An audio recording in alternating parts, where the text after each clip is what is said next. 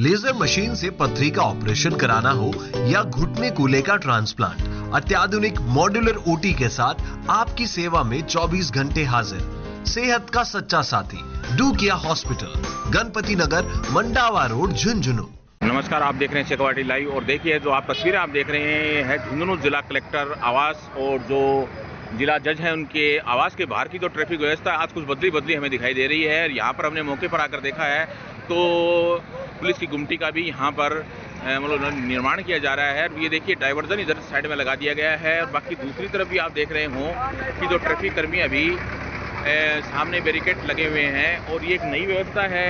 अब इस व्यवस्था का क्या फ़ायदा है, क्या हुआ है, देखना है। और देखिए मैं आपको बता दूं कि अभी तक अपन देख लेते हैं कि सामने जो नेहरू पार्क आपको दिखाई दे रहा है उससे अपन आसानी से कलेक्ट्रेट की तरफ चले जाते थे, लेकिन अब जो नई व्यवस्था हुई है और यहाँ दूर खड़े हुए जो ट्रैफिक इंचार्ज हैं टीआई राधेश्याम सांखला साहब, वो भी यहाँ पर दिखाई मेरे को पड़ रहे हैं। एक बार पूरा क्या मामला है, इस व्यवस्था को करने से क्या फ़ायदा होगा और क्यों इस व्यवस्था के अंदर बदलाव किया गया है, उनसे अपन चर्चा इस पूरे मामले को लेकर करेंगे। जो बैरिकेड आप देख रहे हैं ये लगे हुए हैं अपने जो शहीद स्मारक की तरफ अपन जाते थे नेहरू पार्क के सामने, यहाँ पर अब टीआई साहब हैं धूप के अंदर हैं तो इधर लगे गए हैं। ये देखिए जो और भी जो लोगों को आदत पड़ी हुई थी इस साइड से निकलने की, इनको भी आसानी से पुलिस जो है ये जवान है ट्रैफिक के वो समझाइश करके बता रहे हैं। जो पुलिस के जवान है और मुस्तैदी से कार्य करने के लिए लगे हुए हैं।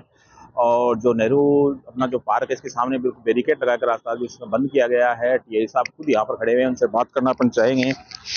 यही साहब जो आपने व्यवस्था की है अचानक से उधर जाने वाला आदमी देखकर चौंक जाता है, क्या बताना चाहेंगे आप पूरी मामले के अंदर कि क्या प्रकार की व्यवस्था आपने की, क्या फायदा होगा? लोग बड़े अफसोस कर रहे हैं कि साहब वो जा रहे थे आज अचानक से रुके, क्या मामला है पूरा? इसमें क्या है कि सिकर मार्ग से पीरू सिंह सर्कल से जो ट्रैफिक चलता था, यहाँ कलेक्टर साहब के आवास के पास आते ही वो कंफ्यूजन की स्थिति में आ जाता था कि क्योंकि उसके सामने 3 रास्ते निकलते हैं तो तीनों रास्तों में अनजान आदमी को ये पता नहीं रहता था कि किस साइड में जावे। इसलिए ये रास्ता यहाँ से कलेक्टर साहब के रेजिडेंस के पास से हल्का डाइवर्ट किया गया है, एक तरफा रास्ता बनाया गया है जो यहाँ से सीधा कलेक्ट्रेट सर्कल को पहुंचेगा। इससे पूर्व यही रास्ता शहीद करनीराम पार्क और नेहरू पार्क के बीच में से निकल के डाक बंगले के पास पहुंचता था, जो अब ये कंफ्यूजन खत्म करने के लिए ये हल्का डाइवर्ट किया गया है।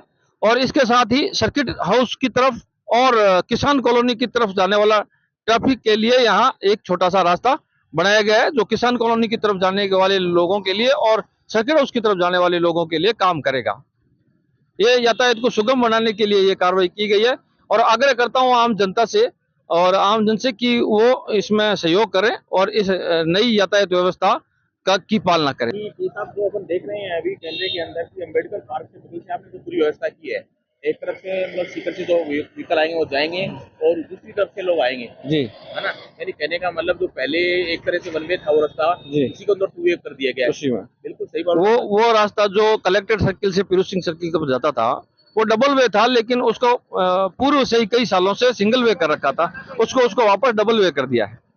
और इधर से जो नेहरू गार्डन की तरफ रास्ता जाता था उसको बंद कर दिया गया है। यानी कहने का मतलब जो अभी तक एक ऐसे मतलब की स्थिति बाहर के लोग अनजान लोग आते थे उन्हें काफी सहूलियत इस मामले को लेकर रहेगी। तो व्यक्ति आएगा किसी प्रकार की कसरत में वो नहीं पड़ेगा। और पहले जो ट्रैफिक में मतलब कई बार जैसे बड़े बड़े मतलब ट्रेलर वगैरह घुस जाते थे कलेक्ट्रेट की तरफ, तो उनको बेचारों को बाहर के मोड़ने में भी काफी परेशानी करनी पड़ती थी।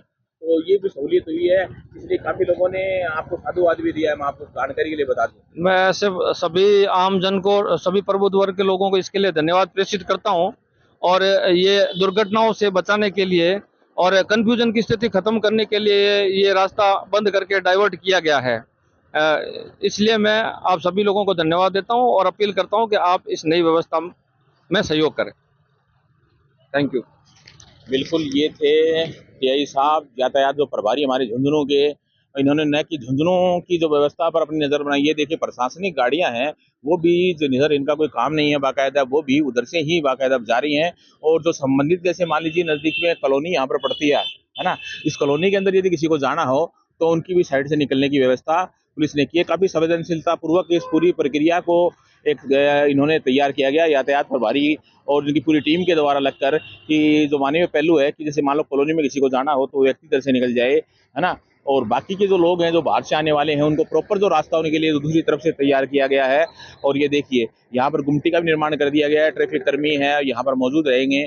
तो शहर में एक तरह से प्रवेश करते ही लोगों को प्रॉपर जो गाइड मिलने का काम है वो भी ट्रैफिक पुलिस ने यहाँ पर किया है। फिलहाल जो व्यवस्था ट्रैफिक पुलिस के द्वारा यहाँ पर की गई है इसके बारे में आपका क्या ख्याल है, कमेंट कर हमें बताएं। और झुंझुनू शहर में ये यातायात व्यवस्था है उससे जुड़े हुए और क्या सुझाव है वो आप देना चाहें तो दे सकते हैं।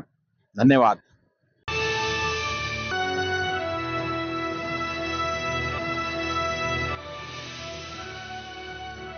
ये है शेखावाटी लाइव, धड़कन शेखावाटी की।